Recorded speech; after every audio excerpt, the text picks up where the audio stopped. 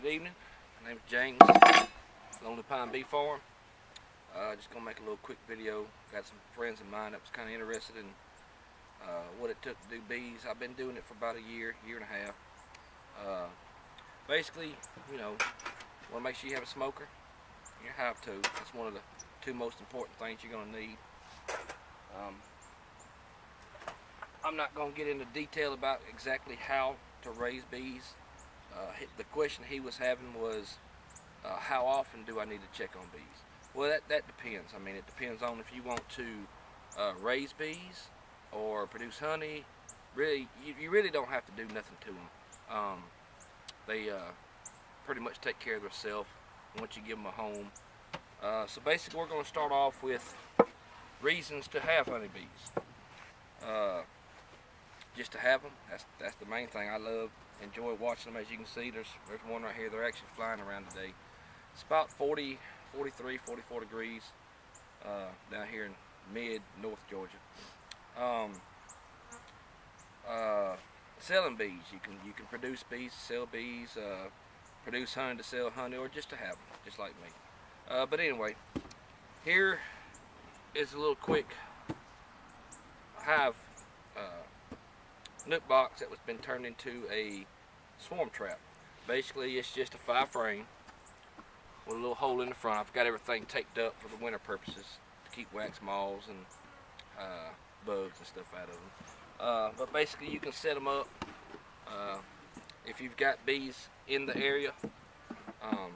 Basically, the way I do mine is I put 4 empty frames, 1 frame with a starter strip. I was able to get comb from other hives. I've got 1 here. I've got 2 back behind us. And as you can see, they're flying today. A little bit of lemongrass oil on a Q-tip, put it in a sandwich bag, drop it in the bottom. Come March, April, whenever they decide to swarm, pretty much if they decide they want to move into that box, they'll move into the box. Good thing about doing them like this right here is they're transferable. You can move them from here into a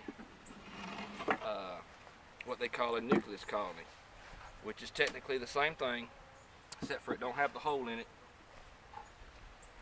And all you got to do is, once you go get your bees from wherever you caught them at, you want to bring them to your house, basically you just transfer everything right over into the nucleus box. If you want to run it like that, you can run it like that.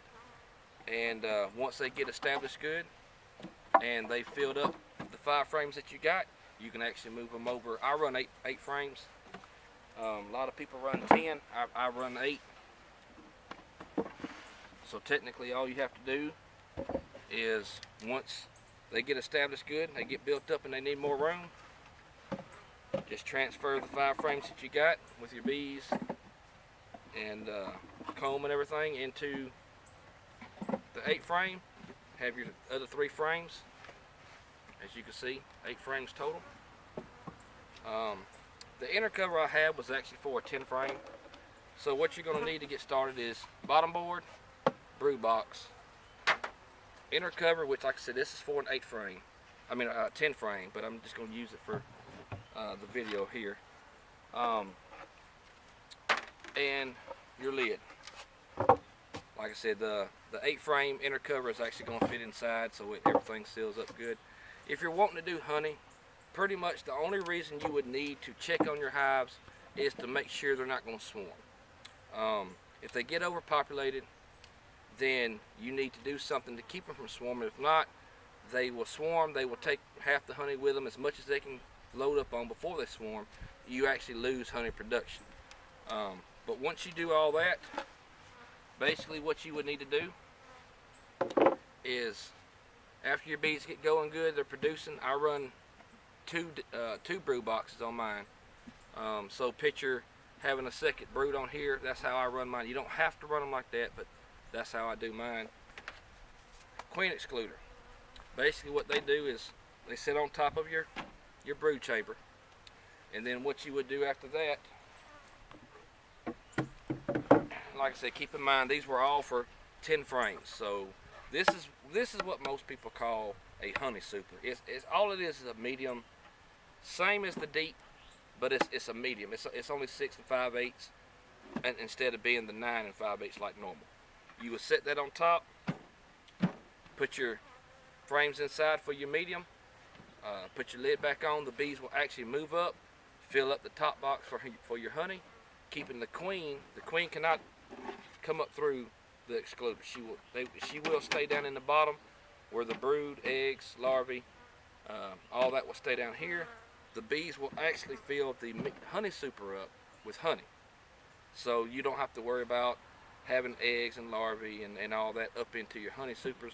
When you get ready to take your honey, then basically you would have to get the bees out of the honey box, the honey super. There's different ways of doing it. You can, they've got all kind of sprays, but me personally, I would use it's technically like a inner cover, except for it's going to be a bee escape. It allows the bees to go through, but they can't come back up. You would actually set this on top, your bee escape, set this on top, honey super up, so as the bees go out the honey super, back down into the brood chamber and out, they actually can't get back up. So then, after a couple of days, you can come back, pull your whole medium super off, your honey super off. You don't have to worry about bees being up in the top. Now, what I try to do, like I said, I haven't been doing this but about a year and a half.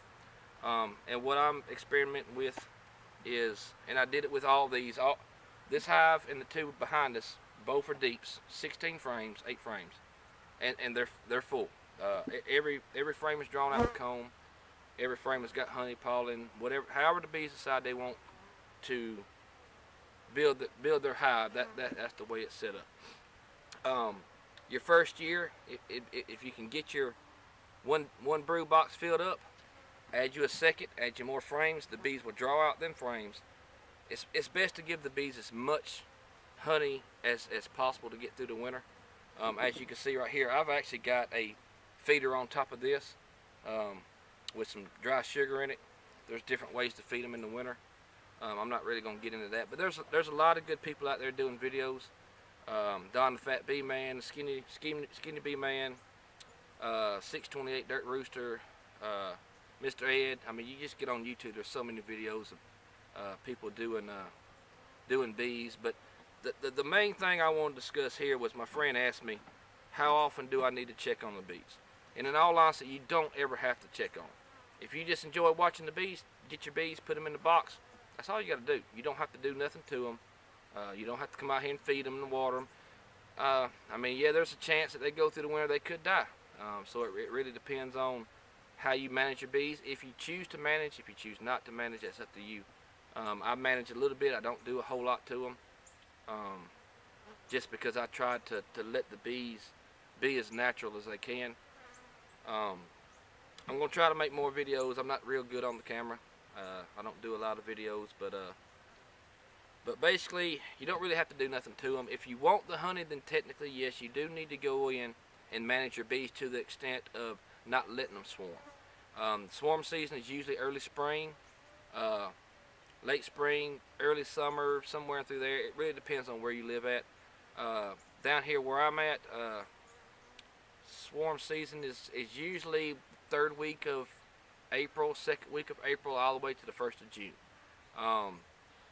But like I said, you really don't have to do nothing to them.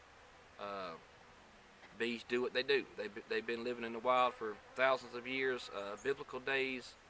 I mean, the Bible even talks about honey and honeybees and stuff like that. So we know they've been around for at least 2,000 years.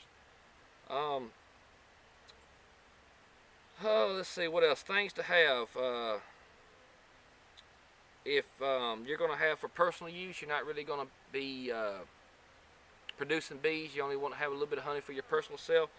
Brood box, bottom board, your hive top, inner cover. You'll need a queen excluder, honey supers. That's pretty much it. And like I said, most of everything that I've learned has been watching on YouTube. I've got a friend that I used to work with. Still see him every day. Still work with him. But he taught me a lot. He's got honeybees, honey hives. He's actually got some hives down South Georgia doing some pollination. YouTube, like I said, 628 Dirt Rooster, Mr. Ed, Don the Fat Bee Man, Barnyard Bees. I've actually ordered some feeders from him. That's what's up in here.